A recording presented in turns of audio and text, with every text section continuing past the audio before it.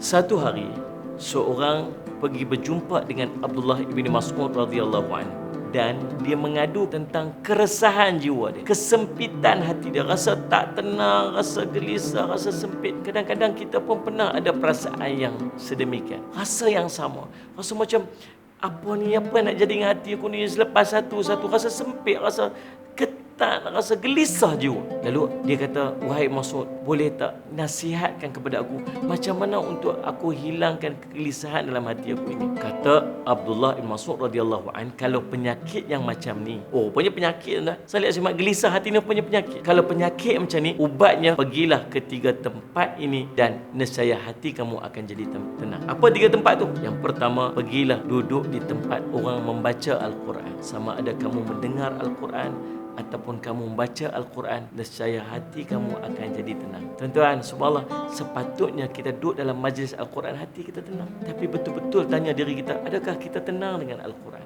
Sepatutnya Al-Quran bagi ketenangan. Kita kalau kita duduk dalam kereta, kita dengar orang buka radio, kita buka radio dengar lagu, tiba-tiba ada musabaqah Al-Quran, kita boleh tukar channel, tuan-tuan. Sebab apa? Sebab Quran itu sepatutnya menenangkan, tetapi hati kita pula yang tak tenang dengan Al-Quran. Bukan masalah Al-Quran, tetapi ada masalah pada hati kita sebenarnya. Yang kedua, pergi dekat mana? Pergi duduk dalam majlis ilmu. Nescaya hati kamu akan jadi tenang. Duduk dalam majlis ilmu, tuan-tuan, tenang Allah akan bagi sebab barakah majlis ilmu. Tenang Allah akan bagi sebab adanya para malaikat, yang siapa duduk di sisi para malaikat, maka hatinya akan menjadi tenang. Salih ala Sayyidina Muhammad. Tuan-tuan, kita duduk dalam majlis ilmu. Yang keduanya, subhanallah, ada jalan-jalan penyelesaian pada kekusutan yang kita hadapi. Allah akan gerakkan lidah ustaz itu, ulama itu untuk bercakap, merungkaikan keresahan-keresahan jiwa kita. Sepatutnya demikian, subhanallah.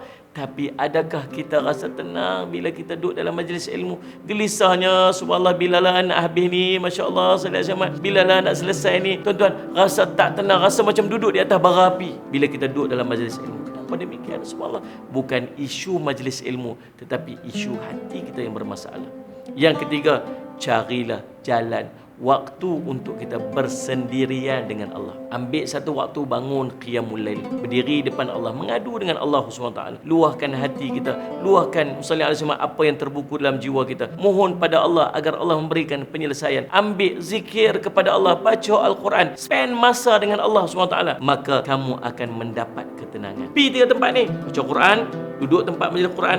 Yang kedua, duduk dalam majlis ilmu. Yang ketiga, cari waktu dan ruang untuk kita bersendirian dengan Allah SWT. Tapi kata Al-Mas'ud, seandainya kamu pergi ke 3 tempat ini, namun subhanallah hati kamu masih belum tenang, berdoalah kepada Allah agar Allah mengurniakan kepada kamu hati yang baru, kerana hati kamu telah pun rosak. Mudah-mudahan insya-Allah hati kita masih bersih, hati kita masih lembut, hati kita masih jauh daripada kerosakan, dan kita mampu untuk mendapat ketenangan seandainya kita memilih untuk berada pada 3 majlis ini, insya-Allah. Mudah-mudahan jadi manfaat. Wallahu subhanahu wa ta'ala a'lam.